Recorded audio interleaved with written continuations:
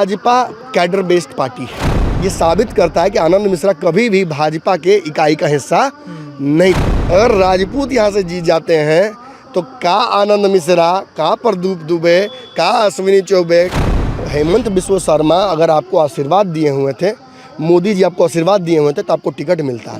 नहीं मिला कि भाई यहाँ पर अश्विनी चौबे जीत चुके हैं 2 बार चुनाव, तो क्यों उनका टिकट कटा?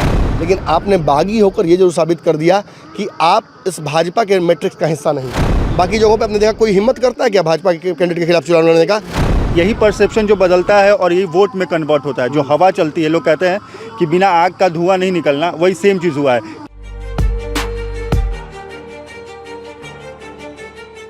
नमस्कार, चुनावी पंचनामा देख रहे हैं आप, जहां पे हम करते हैं अलग अलग लोकसभा क्षेत्रों में घुस के चीरफाड़। बक्सर लोकसभा क्षेत्र में इस वक्त हमारी चुनावी गाड़ी है और आप देखेंगे यहां से कुछ देर पहले ही अभी हेमंत बिस्व शर्मा जो असम के मुख्यमंत्री हैं, वो कार्यक्रम करके अपनी हेलीकॉप्टर उड़ा के लेके चले गए हैं। उनके साथ तमाम जो भारतीय जनता पार्टी के दिग्गज लोग थे वो सवार थे वहाँ पर। लड़ाई बक्सर में मिथिलेश तिवारी बनाम सुधाकर सिंह की है, लेकिन चर्चा एक आईपीएस अधिकारी जिनका नाम आनंद मिश्रा है, उनके नाम की खूब चर्चा है। लड़ाई काफ़ी मजबूत उन्होंने कर दिया है। वो क्षेत्र में घूमते हैं, परिस्थितियां जानते हैं कि आखिरकार भारतीय जनता पार्टी ने क्या कुछ किया है, क्या कुछ बदलेंगे। कई बदलाव लेकर के आनंद मिश्रा घूम रहे हैं, लेकिन क्या आनंद मिश्रा एक बड़े फैक्टर हैं बक्सर सीट के लिए? मोदी जी ने मिथिलेश तिवारी पर भरोसा जताया। यूँ तो मिथिलेश तिवारी रहने वाले गोपालगंज के हैं, बक्सर में जब वो आते हैं तो बाहरी बनाम भीतरी की उनके नाम की चर्चा चलती है। लोग कहते हैं कि मिथिलेश जी नहीं जीत पाएंगे, तो आखिरकार क्या वाकई में जीतेंगे, हारेंगे, क्या बाजी पलट जाएगी? इस पर चीरफाड़ करवाते हैं अपने संपादक नमन मिश्रा सर के साथ। और आज हमारे साथ हमारे एक और सहयोगी द Z+ चैनल के ऑनर सिद्धार्थ जी मौजूद रहेंगे, उनसे भी बातचीत होगी, चर्चाएं होंगी। सर, बक्सर में आज हेमंत बिस्व शर्मा आए थे, अभी कुछ देर पहले यहाँ हेलीकॉप्टर उड़ा है, काफ़ी चर्चाएं हो रही हैं। आनंद मिश्रा, सुधाकर सिंह, कौन है लड़ाई में मिथिलेश तिवारी के? लड़ाई में तो चारों थे, ददन पहलवान, आनंद मिश्रा, मिथिलेश तिवारी, सुधाकर सिंह, ये सभी लड़ाई में तो सभी दिग्गज नेता है अपने। लेकिन इन दिग्गजों में आनंद मिश्रा ऐसे आए थे जिस वजह से ये लग रहा था कि आनंद मिश्रा भारी पड़ेंगे। याद रखिए, मैं कह रहा हूँ कि लग रहा था, मैं था पास्ट टेंस में बात कर रहा हूँ सारी। ये कार्यक्रम जो मंच वहाँ सजा है, हम दिखाएंगे आपको। इस कार्यक्रम ने एक बार में, जैसे टॉस होता है और डिसाइड होता है कि कौन बैटिंग करेगा कौन बॉलिंग करेगा, उसी तरीके से टॉस की तरह इस चुनाव को पलट दिया है। मिथिलेश जी को वोट देना है और बाकी यहाँ जो आनंद मिश्रा घूम रहा है ना, चुनाव का बाद में उनको दोबारा असम में बुला के ले जाऊंगा। भाई बेटा इधर ही आओ, जो करना है उधर ही करो, बिहार जाके डिस्टर्ब मत करो। असम में तुम्हारा अभी भी घर है, मैं असम में तुमको ले जाऊंगा, उधर ही रहो, सुख में रहो। यहाँ में बीजेपी को डिस्टर्ब करने के लिए यहाँ बक्सर में घुमा घूमी मत करो। ये मोटरसाइकिल चलाने वाला हमें लोग नहीं चाहिए। मैं उन लोगों में से हूं जो मानकर चल रहे थे कि बक्सर हार रही है भाजपा, मानकर चल रहे थे। और मैं ही ये बात मैंने कहा था कि स्वयं ब्रह्मा भी नहीं जिता पाएंगे मिथिलेश तिवारी को यहाँ से। मैं बक्सर में ही मौजूद हूँ, विश्वामित्र की धरती पर हूँ, और जो बात मैंने महसूस की है मैं उसे आपको बताऊंगा। मैंने कहा था कि ब्रह्मा भी नहीं जिता पाएंगे, लेकिन विश्व शर्मा को मैं भूल गया था। ब्रह्मा के सामने विश्व शर्मा आ गए और विश्व शर्मा ने इस बक्सर के मंच से एक तरफा कर दी है लड़ाई। जानते क्यों? आनंद मिश्रा कोई बहुत बड़ी एंटिटी नहीं थे। ददन पहलवान, सुधाकर सिंह, जगदानंद सिंह, अश्विनी चौबे, मिथिलेश तिवारी, इनके सामने कहीं टिकते नहीं आनंद मिश्रा। आनंद मिश्रा ने जो भोकाल बनाया था अपना, उस वजह से उनको वोट ट्रांसफ़र होता दिख रहा था। पप्पू यादव अपने आप में कोई फैक्टर नहीं है, लेकिन पप्पू यादव को जब गिराने की बात तेजस्वी और लालू करने लगते हैं तो जनता का भी सेंटिमेंट उनके प्रति आता है। जब वो बाढ़ में, सुखाड़ में उतरते हैं तो जनता का सेंटिमेंट उनके प्रति आता है। आनंद मिश्रा उसी तरीके का रॉबिन हुड फिगर लेकर अपना आए थे। निश्चित तौर पर एक आईपीएस ऑफिसर हैं, कड़क आईपीएस ऑफिसर रहे हैं, सोशल मीडिया से भी रहे हैं, तो लोग का एक फॉलोइंग था उनका। बक्सर के युवाओं को भी पता था कि भाई एक बक्सर का IPS है जो कि असम में तगड़ा इनकाउंटर स्पेशलिस्ट नाम है उसका, ऐसे है वैसे करता है। हेमंत बिश्व शर्मा का राइट हैंड है, उसको एकदम मिला हुआ है फुल ताकत। वो विश्व शर्मा जो बोलते हैं उसको ऐसे निपटाता है, डर के मारे मुँह देते हैं पैंट में आतंकवादी वहाँ के उग्रवादी। ये सारी नैरेटिव्स थी। यहाँ आने के बाद उस नैरेटिव्स को वो राइड भी किए हैं, बाइक से घूमना, लोगों के बीच जाना, युवाओं को अपने साथ जोड़ना। लेकिन एक भ्रम लगातार बना रहा। बक्सर में दिल्ली में मेरी मुलाकात हुई थी आनंद मिश्रा से, तब मैंने देखा था सियासी गलियारों में घूमकर उनको टिकट बक्सर से लेने की चेष्टा करते हुए।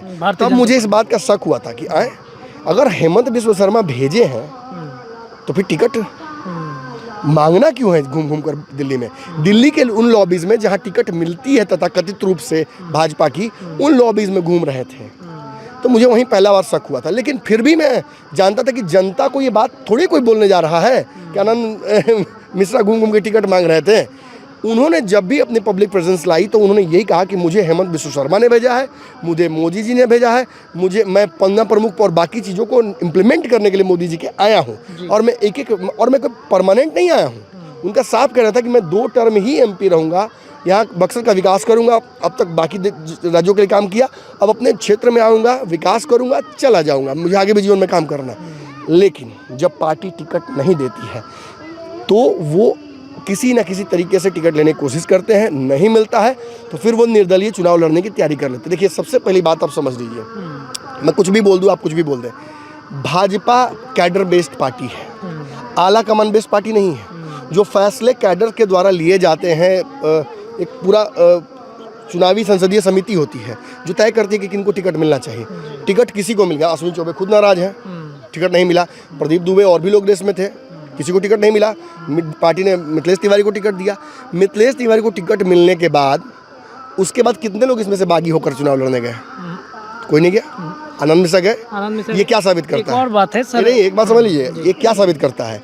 ये साबित करता है कि आनंद मिश्रा कभी भी भाजपा के इकाई का हिस्सा नहीं थे। जो इकाई का हिस्सा होंगे वो बागी नहीं होते हैं। आज मिथिलेश तिवारी ने हमारे ही कैमरे पर और सहयोगी जो हमारे सिद्धार्थ जी हैं Z+ के एक और कैंडिडेट का उन्होंने आमना सामना करा दिया, इंट्रोडक्शन करा दिया कि ये भी लड़ने वाले थे। लेकिन अंततः इनको भी हमारे साथ आना पड़ा। क्यों? उन्होंने खुद ही बताया अपने चैनल पे, वो वीडियो भी हम चलाएंगे। 40 सीटें हैं। मैं मानता हूँ कि बक्सर की एक बहुत बड़ी समस्या है, यहाँ बाहरी भगाने की तैयारी चल रही थी। अश्विनी चौबे का टिकट भी इसी कारण से घटा और फिर आ गए मिथिलेश तिवारी, तो निश्चित तौर पर उनको बाहरी ही मान रहे हैं लोग। लेकिन ब्राह्मण बहुल क्षेत्र है, मैं बार बार कह रहा हूँ। परसों भी 2 दिन से मैं लगातार पंचनामा ब्राह्मणों का कर रहा हूँ और मैं एहसास करने की कोशिश कर रहा हूँ कि अगर ये ब्राह्मणों की नाराजगी का इकोसिस्टम उत्तर प्रदेश से बिहार आ जाएगा तो ये बिहार में भी ब्राह्मणों की स्थिति उत्तर प्रदेश वाली ही कर देगा। तो आप यदि यहाँ नहीं जिताते हैं अपने कैंडिडेट को, जो भी कैंडिडेट आए आपको पसंद ना हो, लेकिन यदि भाजपा से आए हैं, यदि उस सिस्टम से आए हैं और आप उनको नहीं जिताते हैं, तो सुधाकर सिंह जीतेंगे तो राजपूत जीतेगा। मैं किसी के खिलाफ नहीं, मैं बात स्पष्ट बोल दूं। अगर राजपूत यहाँ से जीत जाते हैं तो का आनंद मिश्रा, का प्रदीप दुबे, का अश्विनी चौबे, का नमन मिश्रा, का विजय मिश्रा, का फलना मिश्रा, का चिलना तिवारी, का चलना ओझा, कुछ नहीं चलेगा। बात सीधी सपाट समझिए। मैंने परसों ही समझाने की कोशिश की थी कि राजपूतों का चुनावी गणित थोड़ा अलग तरीके से काम करता है। वो सत्ता के सिरहाने ही बैठते हैं, वो सत्ता में ही बैठते हैं। आप सत्ता के दाएं बाएं बैठते हैं ब्राह्मण भूमिहार, बाकी जातियाँ। तो आपको ज़्यादा सोचना पड़ता है। आपको once in a lifetime million opportunity मिलता है एक बार सत्ता में बैठने का, और उसमें भी गड़बड़ा जाएगा तो फिर बिंदुसार, चंद्रगुप्त मौर्य एक से एक है, अभी लाइन लंबी है। तो राजपूतों के इस पॉलिटिकल कनिंगनेस का कॉपी ब्राह्मणों को भी करना पड़ेगा। और इस सीट पर सबसे बड़ा बम आज फूटा है और मैं आँख के सामने देखते विश्वास नहीं करता। किस्मत देखिए, मैं दर्शकों में उसी समय यहाँ पहुँचा हूँ जिस समय बक्सर का फेज चेंज हो रहा था। और याद रखिएगा इस पंचनामा को बहुत जरूर से, वो मंच दिखाइएगा जरूर, मैं बाद में दिखाते हैं हम आपको मंच, हो सकता है कि वीडियो में हम आपको दिखा दें। इस मंच की खासियत ये है कि जिस वेव को राइड करने की कोशिश कर रहे थे आनंद मिश्रा, देखिए सुधाकर सिंह राजद का वोट लेंगे ही लेंगे। सुधाकर सिंह को यादव मुसलमान वोट करेंगे ही, जो पिछड़े हैं वो वोट करेंगे ही। तो सुधाकर सिंह के वोट को आप छू भी नहीं सकते हैं। बहुत हद तक थोड़ा मोदी जी इन्फ्लुएंस कर सकते हैं, वो इनके बस की बाहर की बात है। मिथिलेश तिवारी के, अश्विनी चौबे, किसी के भी 40 सीटें हैं। 40 सीटों पर हर सीट पर हाइपर लोकल कुछ ना कुछ मुद्दा है। किसी के पास चीनी मिल चालू नहीं हुआ इसलिए हम भाजपा को वोट नहीं करेंगे, ये वाला पुल जो है नहीं बनाने के लिए बोले थे नहीं बना इसलिए इनको वोट नहीं करेंगे, वो वाला सड़क बनाने के लिए बोले थे नहीं बना है इसलिए इनको वोट नहीं करेंगे। 40 सीटों पर ऐसे 40 मुद्दे हैं, अगर इन मुद्दों पर बात की जाए तो 40 सीट पर भाजपा हार रही है, क्योंकि 39 सीट पर तो जीत के आई थी पिछले बार। एक सवाल है मेरा आपसे कि मान लेते हैं कि इतना इजी फाइट है या हार्ड फाइट है, तो इसी सीट पर हेमंत विश्व शर्मा भी आते हैं, 2 दिन के बाद योगी आदित्यनाथ आने वाले हैं, 25 तारीख को पीएम खुद आने वाले हैं। चिराग पासवान का चुनावी सभा खत्म हो गया है, तो चुनाव करा के वो यहीं बैठेंगे परमानेंट। ऐसा क्यों, मतलब क्यों बताते हैं, उसका कारण है इस सीट पर आनंद मिश्रा ने जो, मैं फिर बोलूँगा, जो भ्रम फैलाने की कोशिश की है, क्योंकि ये भ्रम आज टूटा है। अगर आज हेमंत विश्व शर्मा यहाँ आकर ये नहीं कहते, उन्होंने क्या कहा कि वो आया है यहाँ झूठ बोलकर, हमसे भी झूठ बोला है और उसको हम वापस लेके जाएंगे, टांग के ले जाएंगे। हेमंत विश्व शर्मा अगर आपको आशीर्वाद दिए हुए थे, मोदी जी आपको आशीर्वाद दिए हुए थे तो आपको टिकट मिलता, नहीं मिला तो हो सकता है अगली बार देने की कोशिश कर रहे हो, लेकिन आपने बागी होकर ये जरूर साबित कर दिया कि आप इस भाजपा के मैट्रिक्स का हिस्सा नहीं हैं, आप इसके बाहर हैं, और इसके बाहर के व्यक्ति को भी भाजपा जिता देती। आज अगर विश्व शर्मा ये बात यहाँ बम नहीं फोड़ते हैं कि हम तो जन्मे नहीं करते हैं, आनंद को हम ये थोड़ी बोल के भेजे थे कि जाओ चुनाव लड़ जाओ भाजपा के खिलाफ, मेरा भी कुर्सी खाएगा क्या? सच पूछिए तो यहाँ भाजपा में किसी की कुर्सी सुरक्षित नहीं है। अगर वो भेजे भी होंगे वहाँ से, हालांकि उन्होंने साफ बोला कि नहीं हम भेजें, तो हम आप नहीं होते हैं इसको ओवर रीड करना, लेकिन अगर वो भेजे भी होंगे तो आज उन्होंने कह दिया कि नहीं हम नहीं जानते इसको, ये अपना यात्री अपने सामान की सुरक्षा खुद करें, गाड़ी में हम लोग को जो बात कर रहे थे। तो समझिए कहीं ना कहीं आज जमीन पैरों के नीचे से खींच ली गई है। अगर आनंद मिश्रा, समय खत्म हो गया क्या है वापस लेने का नाम किसका? यहाँ से नामांकन वापस लेने का समय खत्म हो गया ना? हाँ, नामांकन वापस। तो अब तो इसमें फंस गए हैं आनंद मिश्रा, क्योंकि इसके बाद आनंद मिश्रा की जगह मैं होता तो अपना नामांकन वापस ले लेता, क्योंकि ये लड़ाई अब आपकी रही नहीं। आप जिस एक व्यक्ति की ताकत से आप लड़ रहे थे इस चुनाव को, उसी ने आज आपसे हाथ खींच लिया। अंदर कोई सपोर्ट आसाम से यहाँ नहीं हो सकता है। ये सीट आसाम से कंट्रोल नहीं होती थी, लेकिन आज तो आसाम से कंट्रोल हुई सीधा। आज असम के और मुझे तो मिथिलेश तिवारी जो कि राजनीति से बड़ी परिपक्व हैं, उन्होंने शायद अपने राजनीतिक पार्टी की सबसे बड़ी जो देखा था सहमत की चाल वो आज चली है यहाँ पर। और इस मंच पर हेमंत विश्व शर्मा जब भाषण देते तो मैं सुन रहा था, आसपास के लोगों को चर्चाएं हो रही थी। उस साइड में खड़ा था वहाँ पे बरगद के पेड़ के नीचे, वहाँ 3 युवा थे, मतलब ब्राह्मण भूमिहार समाज के थे, चौबे जी थे और कुछ लोग थे। वो आपस में बात कर रहे थे कि हो जब आनंद जी को जब हेमंत विश्व शर्मा नहीं दिए, बोले कि जाइए लड़िए, तो फिर ये लड़ रहे हैं तो झूठ बोल रहे हैं ना। मतलब ये पहले बोले कि टिकट मिलने वाला है यहाँ से, वो भी झूठ हो गया। फिर बोले कि हम यहाँ ऐसे करेंगे, तो अब इस बात की गारंटी क्या है कि आगे जो कह रहे हैं कि विश्वास हम पे करो, हम विकास करेंगे क्षेत्र का, यहाँ से सारी बातें झुठलाने लगती हैं। इसका एक कास्केडिंग न्यूक्लियर इफेक्ट होता है, जिसकी वजह से सब कुछ जो बिल्ड किया है पिछले कुछ दिनों में आनंद मिश्रा ने, वो चरमराता है। बड़ा मज़ेदार होगा इस मुद्दे पर आनंद मिश्रा का जवाब सुनना कि हेमंत विश्व शर्मा ने ऐसा कहा है, आप इस पर क्या कहना चाहते हैं। मुझे लगता है कि शायद जवाब नहीं जुटेगा। एक चीज़ और था कि जब हमने बात किया इस बारे में हेमंत विश्व शर्मा से पूछा, मिथिलेश तिवारी से, मजेदार एक सवाल पूछ दिया था। हाँ, कि क्या आप जो बोल रहे हैं कि टांग के ले जाएंगे, खींच के ले जाएंगे, सजा देने के लिए ले जाएंगे या आने वाले समय में माफ़ करेंगे? तो उसमें बोला कि वो समय बताएगा कि क्या होगा। देखिए एक बात तो जान लीजिए कि भाजपा ही हो या कोई भी पार्टी हो, जिसमें अगर सिस्टम है, इलेक्टोरल सिस्टम, और एक पार्टी का हायरार्की बना हुआ है और उस प्रक्रिया से चुनकर प्रत्याशी आते हैं, तो वहाँ इस तरह की कोई नाफरमानी का सीधा सजा यही है कि 6 साल या 7 साल के लिए आपको 10 साल के लिए पार्टी निकाल देती है। तो पार्टी में है भी कि नहीं, तो पहले तो सवाल यहाँ खड़ा होता है, क्योंकि होते तो अब तक निकाल दिए गए होते। काराकाट में आप देख ही रहे हैं क्या चल रहा है हल्ला। बाकी जगहों पे आपने देखा कोई हिम्मत करता है क्या भाजपा के कैंडिडेट के खिलाफ चुनाव लड़ने का? आप तो सीवान के रहने वाले हैं, आपने देखा आपके सामने कितने लोग का टिकट कटते हुए। ओम प्रकाश चुप रह के बैठ गए, इस बार उम्मीद लगा तो फिर कट गया, फिर चुप होकर बैठ गया। भाजपा जब कैडर की पार्टी है और एक चुनावी प्रक्रिया है उसमें, तो उसमें आप ऐसे चीज़ें नहीं कर सकते हैं। हाँ, मैं ये जरूर कहूँगा कि बहुत पॉपुलर हो गए थे आनंद मिश्रा, लेकिन वही कहा जाता है कि एक पॉपुलैरिटी को ख़त्म करने वाला एक ही चीज़ होता है, पूरा न्यूक्लियर चलता रहता है, क्या बोलते हैं उसको, रिएक्शन, और एक कंट्रोल आता है, डाल दिया जाता है उसमें, ख़त्म, बंद, पूरा रिएक्शन ख़त्म। और अब आप यहाँ से मैं दावा कर रहा हूँ, देखिए जैसा मैंने कहा था कि ब्रह्मा में नहीं जिता पाएंगे, लेकिन विश्व शर्मा जिता सकते हैं, उसी तरीके से मैं ये बात बोल रहा हूँ। यहाँ से 3 दिन तक बक्सर में आप शानदार तरीके से परिवर्तन ऑफ जो वोट इलेक्ट्रल पॉलिटिक्स है वो देखिएगा। हम भी यहीं 2 दिन है, देख लेते हैं क्या बदलाव होता है, क्योंकि ये बदलाव की कड़ी यहाँ नियाजीपुर से तो शुरू हो गई है। नियाजीपुर से जी जी। बिल्कुल। चलिए कुछ सवाल है? एक चीज़ और है, सवाल नहीं है। जब बात हमने की कि भाई यहाँ पर अश्विनी चौबे जीत चुके हैं 2 बार चुनाव, तो क्यों उनका टिकट कटा? क्या उन्होंने कोई ऐसी चीज़ें थी जो उन्होंने छोड़ दी थी या वो आगे करेंगे? तो इस पर उन्होंने जवाब दिया कि जैसा कि आप बता रहे थे कि पार्टी कुछ न कुछ देती है या लोग शांत हो जाते हैं, तो उसके पीछे रीज़न ये भी एज होगा। फैक्टर भी था। एज फैक्टर था और साथ साथ उन्होंने कहा कि इससे बड़ी जिम्मेवारी उन्हें मिलेगी। हाँ।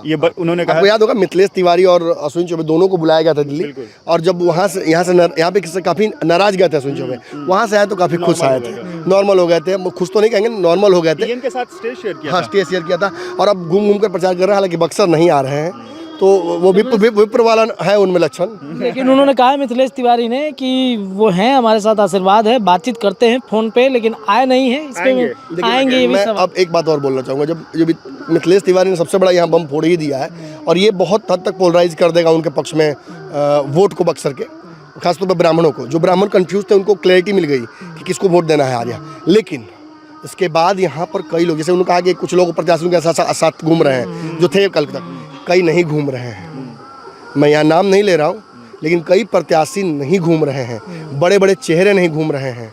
कई लोगों को ये प्रॉमिस किया गया था, ये तो ये भी दावा किया था कि मिथिलेश तिवारी प्रॉमिस किए थे कई लोगों को, लेकिन उन लोगों को टिकट नहीं मिल पाया और वो यहाँ नहीं दिख रहे हैं।